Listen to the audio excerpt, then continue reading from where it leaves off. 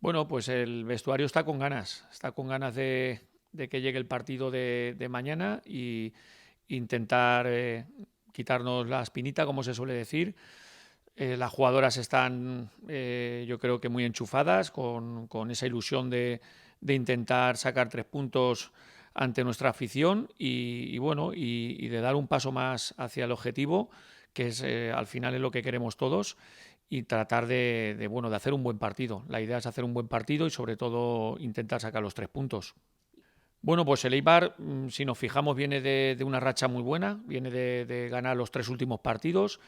Es un equipo que es capaz de ganar al Real Madrid en su campo, de ganar al Atleti en su campo, es capaz de competir muy bien cada partido que juega. Yo creo que es un equipo que viene haciendo unas últimas temporadas muy buenas en la categoría, eh, con las ideas clarísimas, con un entrenador que creo que ha sabido acoplar muy bien todas las piezas que tiene y sobre todo tener una idea de juego muy clara y muy sólida, que le da una solidez al equipo brutal. Y bueno, sabemos que va a ser un partido muy difícil, con un rival que viene en buena dinámica, que no suele dar muchas opciones a los rivales, que sabe cerrar muy bien los espacios y aprovechar todos los recursos que tiene.